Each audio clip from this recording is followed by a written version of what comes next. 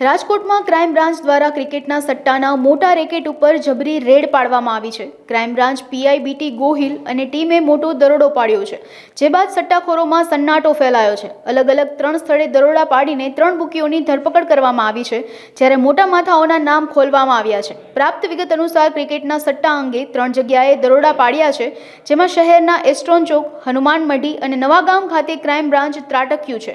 આ દરોડામાં 3 આઈડી સાથે 3 શખ્સોની ધરપકડ થઈ છે અને કુલ રૂપિયા 11,65,000ની રોકડ રકમ હાથ લાગી છે. આ ઉપરાંત ક્રિકેટ સટ્ટાના કરોડો રૂપિયાના વ્યવહારો મળી આવ્યા છે. Crime branch PI BT Gohil સહિતના સ્ટાફે કાર્યવાહી કરી અને આ દરોડામાં શહેરના અનેક નામચીન બુકીના નામ ખુલ્યા છે. ગઈકાલે ક્રાઇમ બ્રાન્ચની ટીમ પીઆઈ બીટી ગોહિલ અને એસ કલ્ચરની જે ટીમ છે એમના દ્વારા એક બાતમી હકીકત મળેલી હતી કે રાજકોટમાં અમુક વ્યક્તિઓ જે છે એ ક્રિકેટના સટ્ટાની જે મુખ્ય આઈડી હોય, મેઇન આઈડી હોય, એ ચલાવી અને મોટા પાયે જુગાર રમાડતા હોય એવી વિગત મળી છે. આ વિગતના આધારે તેમણે સૌપ્રથમ જે રેડ કરી તેમાં એસ્ટ્રોન ચોકમાં એક ઓફિસની અંદર સુકેતુ ભૂતા કરીને વ્યક્તિ છે જેને પકડવામાં આવેલો.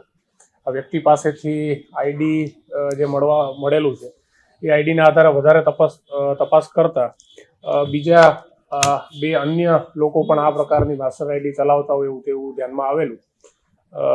આ બીજી જે પણ બાતમી આગળ મળેલી એના આધારે પણ આગળ 2 અન્ય જગ્યાએ, એક હનુમાન મઢી નજીક અને એક નવાગામ, આ 2 વિસ્તારમાં રેડ કરવામાં આવી અને બીજા 2 વ્યક્તિઓ નિશાંત પોપટ, નિશાંત ચગ અને ભાવેશ ખખર, આ 2 વ્યક્તિઓને અટક કરવામાં આવેલા.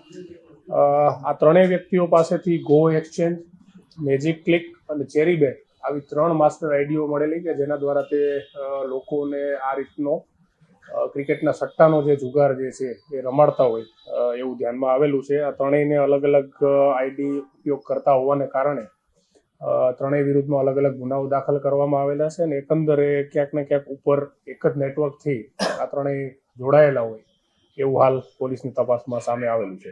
સાહેબ, આ જે આરોપીઓ છે એ કયા નેટવર્ક સાથે જોડાયેલા છે? આની ઉપરા કોના નામ સામે મુખ્ય મુક્તિ કોણ હશે?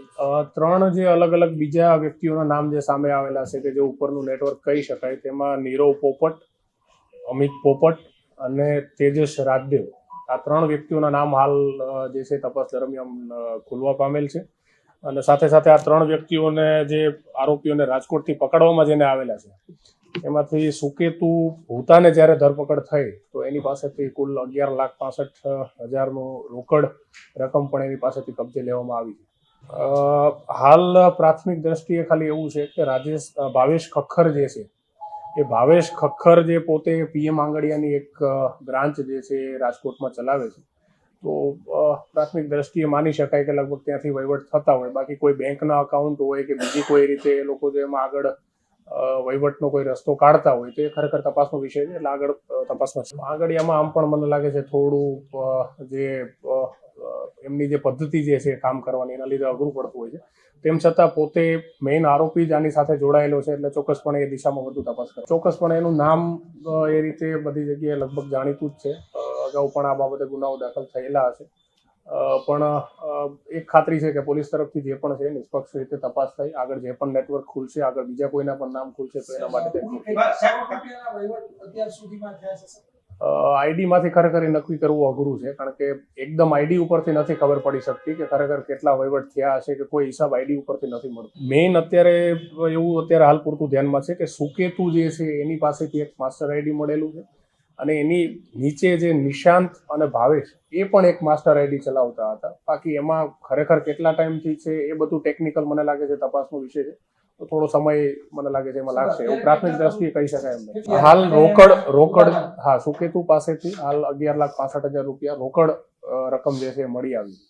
મને લાગે છે કાલે જ હજી રેડ થઈ છે, તો અત્યારે તાત્કાલિક એવું કોઈ માહિતી આપવી મારા માટે અઘરું છે, પણ કાલ મને લાગે છે 1-2 દિવસમાં જે પણ લોકો આની સાથે નીચેના નેટવર્કમાં પણ જોડાયેલા હશે એ દિશામાં પણ આગળ વધારે તપાસ કરી અને જે પણ હશે જે લોકો ઇમિજિએટ જે એકદમ ઉપરનું નેટવર્ક જે ચલાવે છે એ 3નું નામ ઓલરેડી ગુનામાં ખોલી દેવામાં આવેલું છે ને એમની પણ ધરપકડ જે પણ રીતે શક્ય બનશે એ કરવામાં આવશે. પણ ખરેખર અત્યારે એનાથી પણ ઉપર કોઈ છે કે નહીં, એ આ ઉપરના જે આરોપી 3નું નામ જે ખુલ્યું છે એ આવે પછી જ ચોક્કસપણે કહીશ.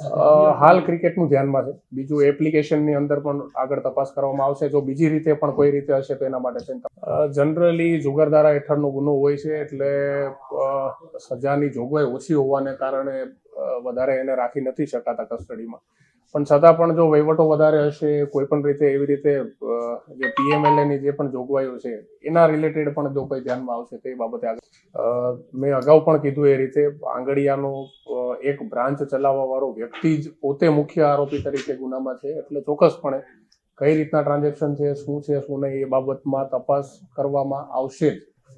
હવે એ કયા લિસ્ટનું છે મને એક્ઝેક્ટ આઈડિયા નથી, પણ અત્યારે હાલ આ ગુનામાં જે રીતે તમે જે રીતે વાત કરો છો કે ભાઈ એમાં કોઈ આંગળીયામાં તપાસ થશે કે નહીં, એ ટ્રાન્ઝેક્શન બાબતે 100% તપાસ. એપના માધ્યમથી અથવા વેબસાઇટના માધ્યમથી, આઈડીના માધ્યમથી જે પણ ટ્રાન્ઝેક્શન થયેલા હશે એ જ્યાં સુધી લઈ જશે ત્યાં સુધી મને લાગે છે તપાસ થઈ શકશે 100%. બીજા 3 આરોપીઓને પકડવા માટે થઈને તજવીજ રાત્રે પણ કરવામાં આવી છે, અને નીચે પણ જે પણ એવું લાગશે કે ભાઈ આઈડી સાથે નીચેના લેવલે કોઈ જોડાયેલા છે એના માટે પણ તપાસ ચાલુ છે. ઘરનું એક્ઝેક્ટ મારે એવું કોઈ જાહેર ના કરી શકું, પણ જે પણ જગ્યાએ મળી શકે આરોપી બધી જગ્યાએ તપાસ કરવા માટે લગભગ ક્રાઇમ બ્રાન્ચની તમામ ટીમો આ બાબતે કાર્યરત છે, અને જેટલી પણ જગ્યાએ શક્ય બનશે એટલી જગ્યાએ શોધખોળ કરી અને આરોપીઓને વહેલી તકે મને લાગે છે કે એપ્લિકેશન અથવા વેબસાઇટના આગળના ટેકનિકલ ડિટેલ્સ ઉપરથી જ કહી શકાશે કે ખરેખર એનું જે હેન્ડલિંગ છે, ચોક્કસપણે જે પણ ટેકનિકલ બાબતો છે ખાસ કરીને એ બાબતે જે પણ યોગ્ય મદદની જરૂર હશે સાયબર ક્રાઇમ દ્વારા કરવામાં આવશે. એ બધું મને લાગે છે ઘણી બધી વિગતો મગાવ્યા પછી જ કહી શકાતું હોય છે. પ્રાથમિક દ્રષ્ટિએ ખરેખર ખ્યાલ નથી આવતું કે વેબસાઇટ ક્યાં બની છે, હોસ્ટ ક્યાં રાખેલા છે, કયું ડોમેન લીધેલું છે, એ બધું પાછળથી જ ખબર પડતી હોય, કારણ કે ઘણી ડિટેલ્સ મગાવી પડે. ગુનામાં જ્યાં સુધી જુગારધારાની વાત છે તો એક તો જોગવાઈ જ એવી છે કે અને સુપ્રીમ કોર્ટની ગાઈડલાઈન મુજબ ખરેખર 7 વર્ષથી નીચેની સજાઓના કારણે તમે અટક કરીને એમને રજૂ કરવાની જે પ્રક્રિયા છે એ નથી કરી શકતા. તમારે એમને ત્યાં જ પોલીસ સ્ટેશનને જામીન આપવા પડતા હોય છે, પણ એમાં બીજી કોઈ એવું એંગલ કંઈ નીકળે છે કે જેના લીધે એને રાખવા પડતા હોય અથવા બીજા કોઈ ગુના અથવા બીજા કોઈ કાયદા હેઠળ એમને અટક કરવા પડતા હોય તો એ બાબતે ચોક્કસપણે આગળ કાર્યવાહી. બહાર જતા હોય છે પણ બધું બ્લેક મની એ રીતે જતું હોય, ના જતું હોય, કેટલા રૂપિયા ખરેખર એમણે આઈડી મારફતે કમાયેલા છે, કેટલા લોકોને રમાડેલું છે, એ બધું મને લાગે છે નાની એટલી બધી વિગતો છે કે હું તમને આજે પ્રાથમિક દ્રષ્ટિએ તો ના જ કહી શકું. થોડું પ્રી મેચ્યોર છે એટલે વધારે એ બાબતે વિગત નહીં આપી શકું, પણ આજે એક જ દિવસ મને લાગે છે હજી થયો છે, એક દિવસે પૂરો ના કહી શકાય. તો જો વધારે વિગતો એ બાબતે કંઈ મળતી હશે તો ચોક્કસપણે SITની જરૂર પડશે અથવા સિનિયર લેવલે કોઈ અધિકારીની જરૂર પડશે તો એ પણ મને લાગે છે માનનીય CP સાહેબની અધ્યક્ષતામાં યોગ્ય નિર્ણય થઈને આગળ તપાસ થશે. તપાસની શરૂઆત હજી થઈ જ છે, એટલે તપાસમાં આગળ કઈ દિશામાં આગળ તપાસ જાય છે, કઈ વિગતો બહાર આવે છે એના આધાર ઉપર જ આપણે ખરેખર નિર્ણય લઈ શકશું. અત્યારે કઈ પ્રાથમિક દ્રષ્ટિએ પૈસાનું ખરેખર ટ્રાન્ઝેક્શન પહેલા મને લાગે છે જોઈ લેવું જરૂર છે. અત્યારે પ્રાથમિક કેવું મારા માટે પ્રી મેચ્યોર થઈ જશે એટલે